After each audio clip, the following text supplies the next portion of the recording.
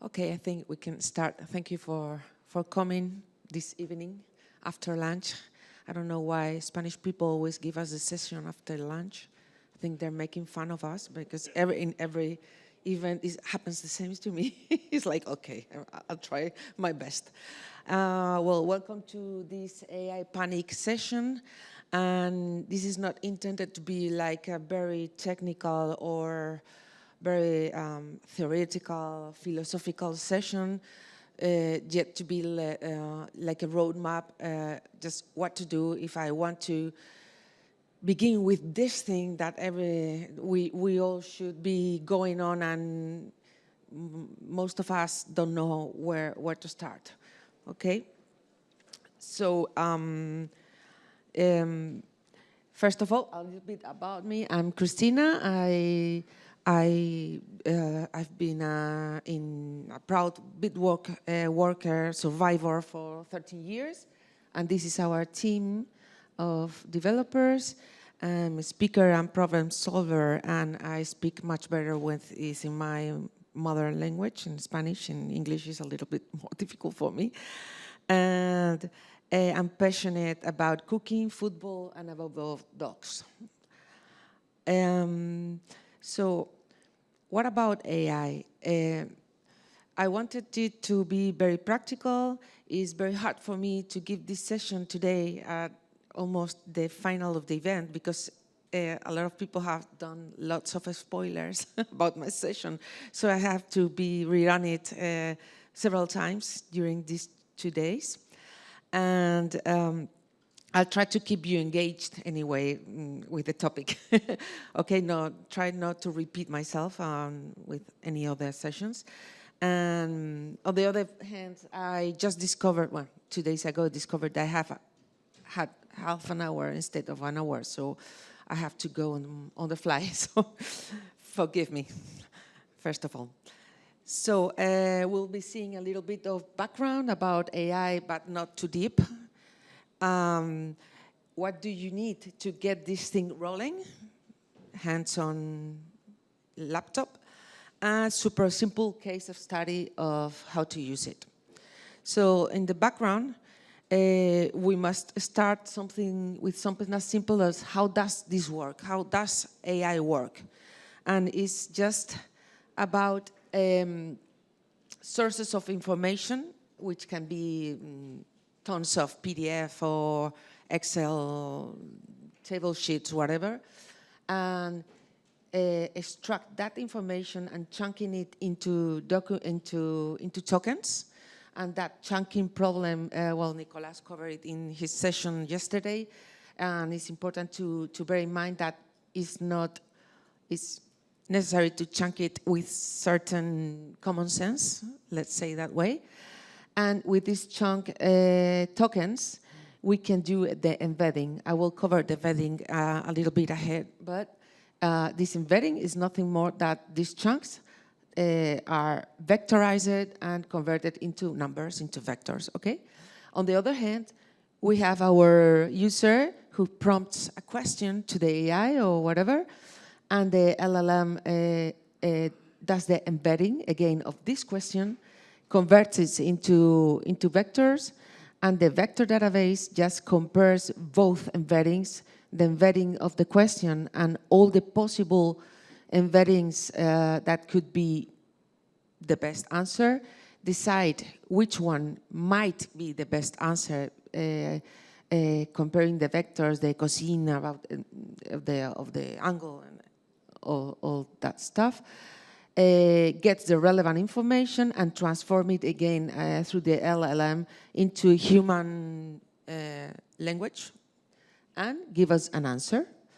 We can, the sources of information, we can get to them through API, we can put it on a RAG, which I cover also a little bit ahead.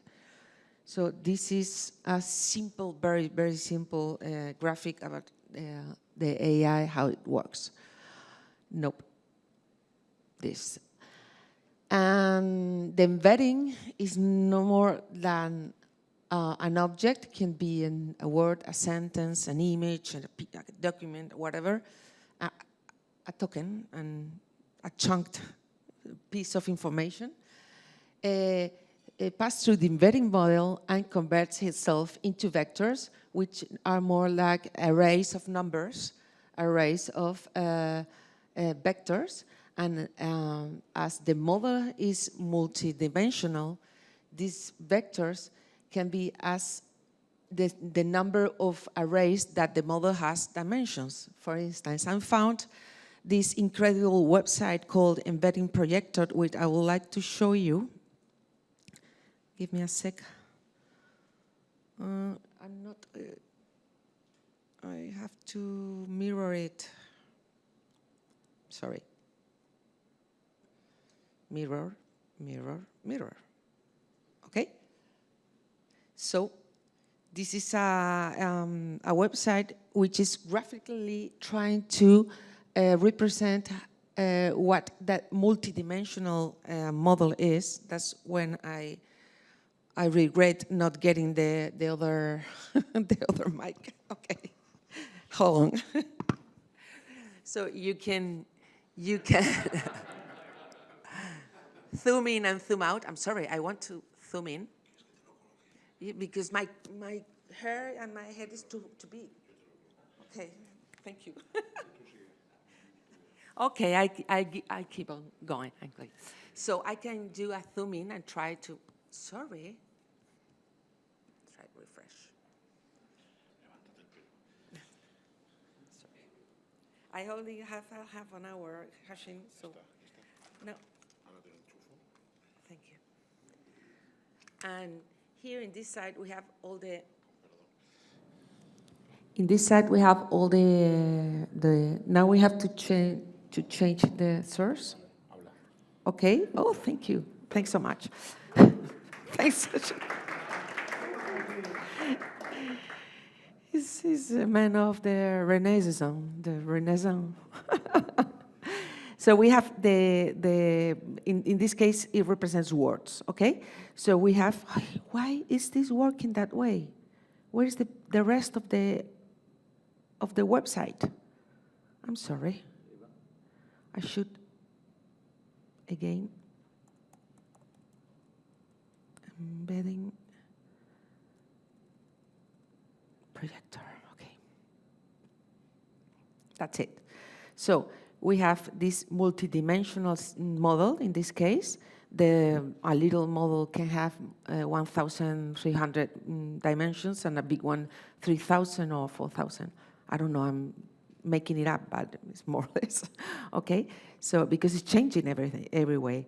So if we zoom in, we take, like, for instance, media. Nope. Media. And it gives us all the nearest points in the original space. If we see this little number who is here, this is the cosine between media and newspapers. So the closest is it to 0, Nicolas? The best answer it might be, and if it's 1, it has nothing to be. So it's like 0, 1. And if we isolate the points, I don't want to stop too much on his, but I wanted to show you this website because it's very, very open. My eyes were like, oh, now I understand it.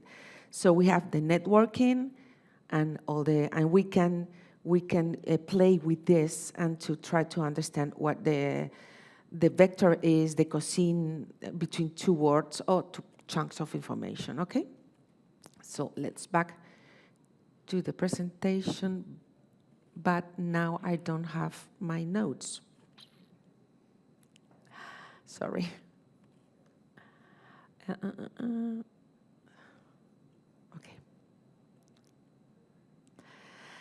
So after saying this and trying to keep our minds in no philosophy in my session, I would like to talk with you where can I get my model. I think this has been covered in lots of sessions, but I must mention it because otherwise this will be it wouldn't be complete, but not too deep.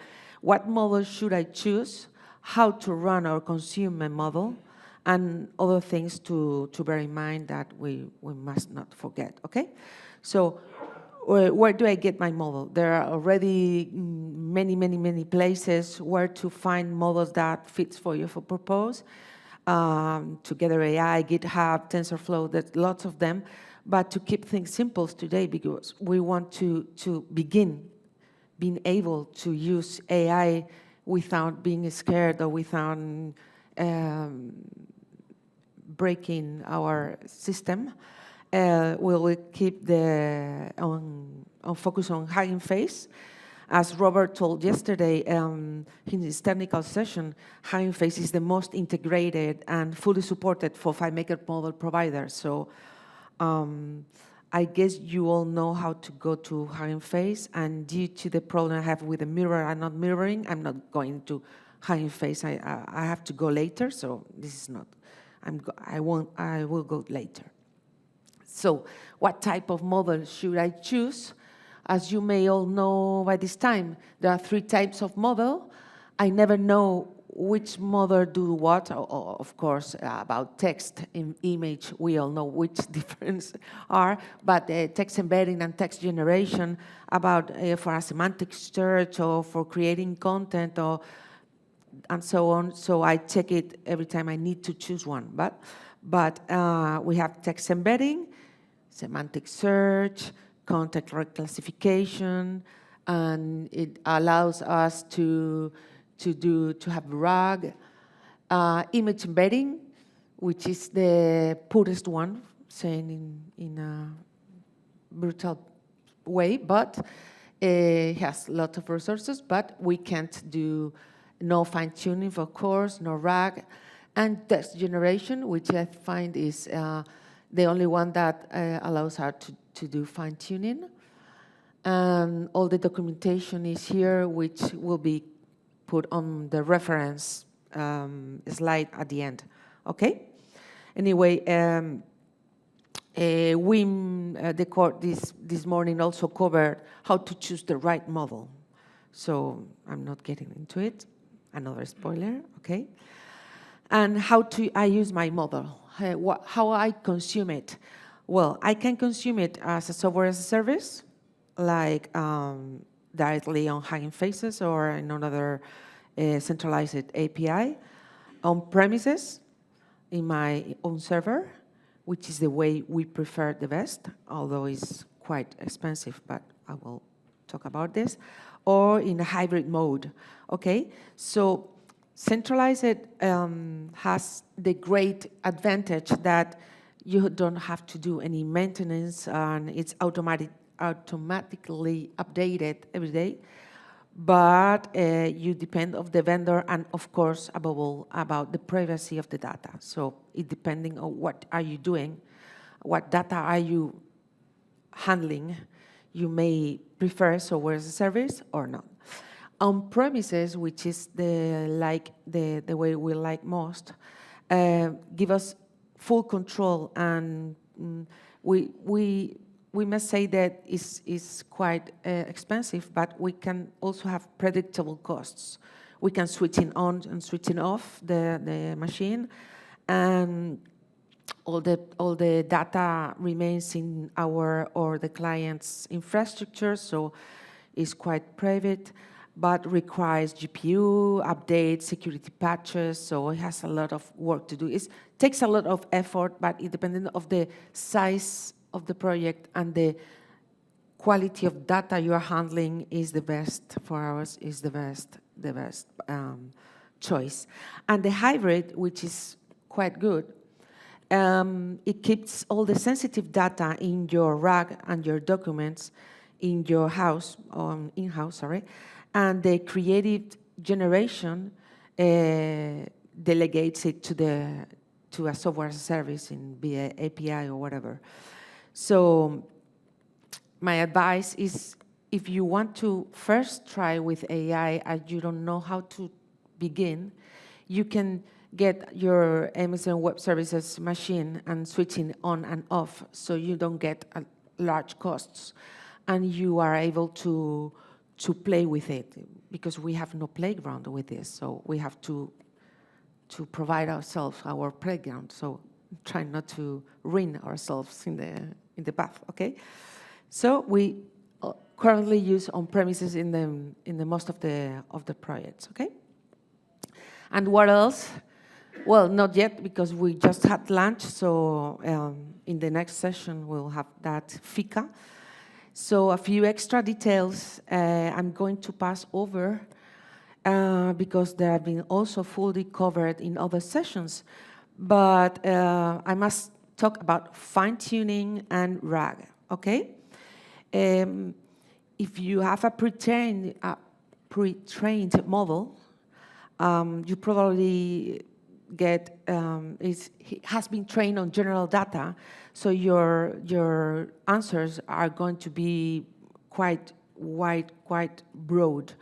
So you can improve the accuracy of the answers by these two ways: fine-tuning and RAG. And the difference is fine-tuning. You refine your own model, you change it. And RAG, you complement the documentation and the information that your model consumes, okay? So this means that fine-tuning retrain the base model with your own data and creates new specialized version with your context and produce more accurate domain-specific answers. And it can give you great results, but it's complex. And this function is also available for server in Apple chips and M series. So we have our fine-tuning script step, and our this is this is a screenshot because I don't have a server with Apple chips. So with the fine-tuning model, it's only available for Mac. Okay. And what about RAG? RAG is no more than allows the language model to have extra private documentation. It's just like this.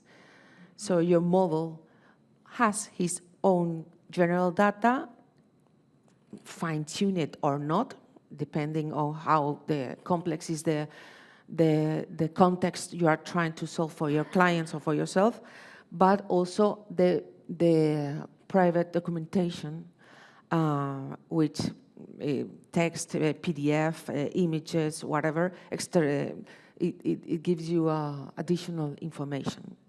And you can have different RAGs for different users. So maybe one user who's trying to answer something about role plays, he wouldn't have to get some answers. So. Okay, so what do I need to get this thing rolling? There's no fuss about it. I need a server like that.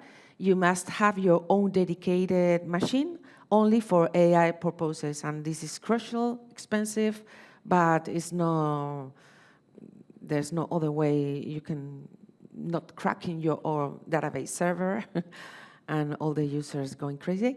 As I said before, you can also always switch it on and off depending on if you want to be able to use it, the server, the users, the AI from 9 to 5, like Dolly Parton. Well, you can switch it off at 5:30, so it's not so expensive, okay? And of course, Nicolas also covered yesterday about the infrastructure use, so I'm not going to get into it, to dive it.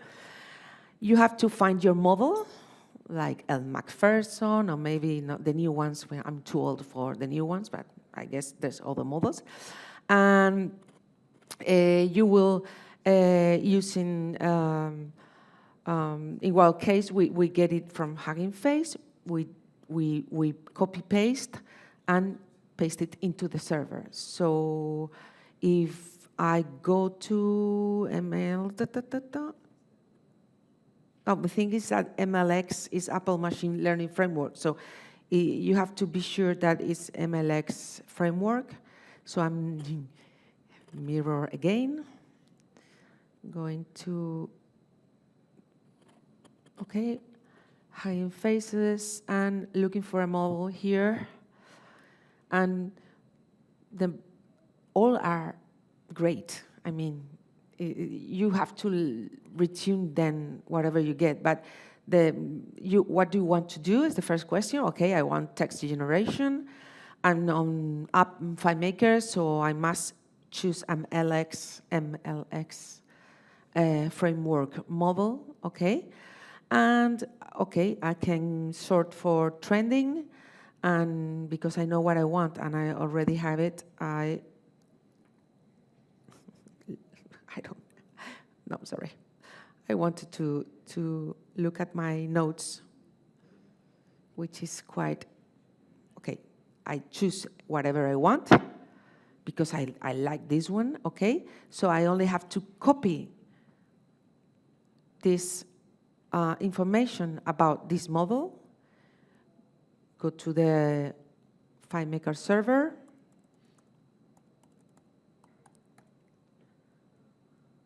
and go to the AI services, and in models, create a new one, and paste. A model type, text generation, and that's it, okay? But going back here, okay. So the server, the model, okay? As I said, is very important, the MLX framework, and you need to configure the FileMaker server, okay?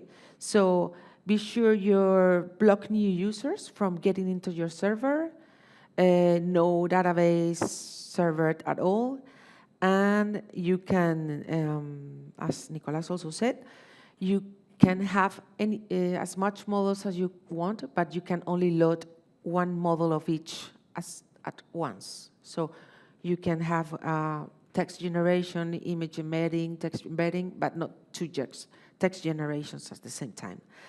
And that's it, and use it with FileMaker, that's all, okay? So I would like to show you a case study. It's almost silly. It's very, very simple, but I want it to be a very technical but simple but half an hour session, so I go straight to see. We have a client who receives lots of tons, no, not tons, but lots of invoices from their providers. I need to put the PDF somewhere and to put all the information that comes in that PDF into his database, okay? So again, I'm going to stop. I'm sure there's a better way of doing this, but should have asked before. I'm going to go to the FileMaker. Let me, this. Not mirroring, I'm not, okay?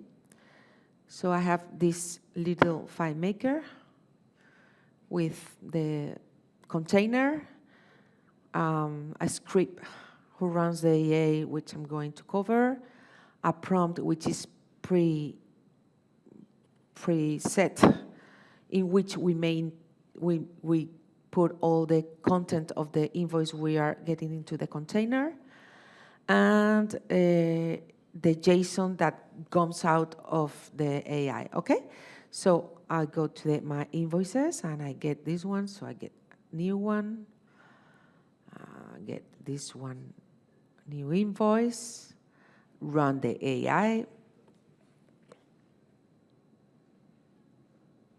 By the way, this demo is also will be handled when the session ends, and gets all the information about the same information that the invoice has. It's very simple, okay? So how does it work? This is just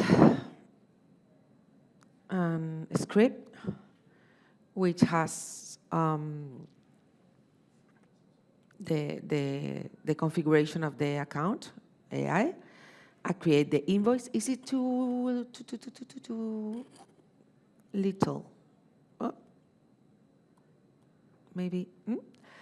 And goes to load the content using the marvelous get text from PDF into a variable and completes the prompt, original prompt with the content of that PDF and generates response from the model that we have preloaded in our FileMaker server. Clean the JSON and just do all the job that create the invoice items, and that way. So another thing is that the FileMaker server gives us a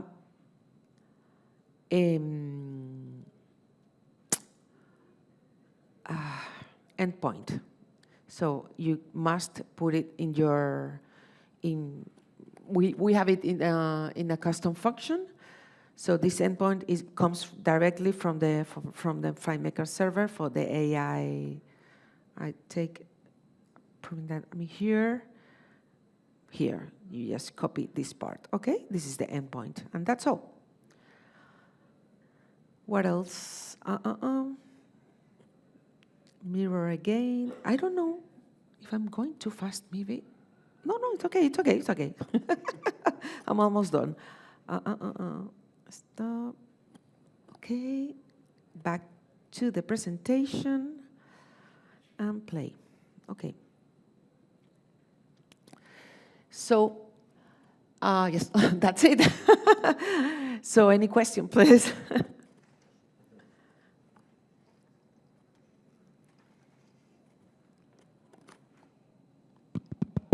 Is it working?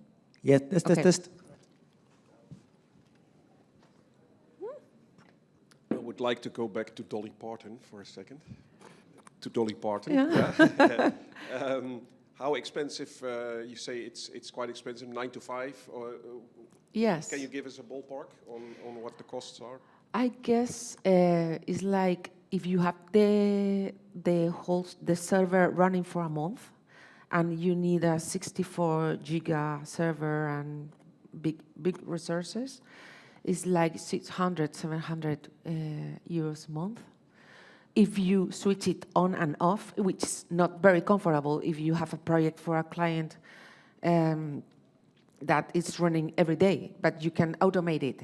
So you can switch it on and off with a small automation in Amazon Web Services. So I don't know, 600 from 24 hours, but just, I don't know, maybe 20 euros daily, 24 euros day? Yeah, as she said, depend on the production time that you're using, because depend on the use of the GPUs that they have on. But usually, if you are able to switch on and off, and you have, let's say, 6-8 hours production a day, you can pay, starting paying at around a little bit less than 1,000 a month, if you are more or less working all the time. This is why, if you want your own infrastructure, buying an Apple server is around between 6,000 and 10,000. It means that at the end, if you put on production, it makes sense to buy a Mac server, perhaps, but also to have also to take into account that the prices are lowering.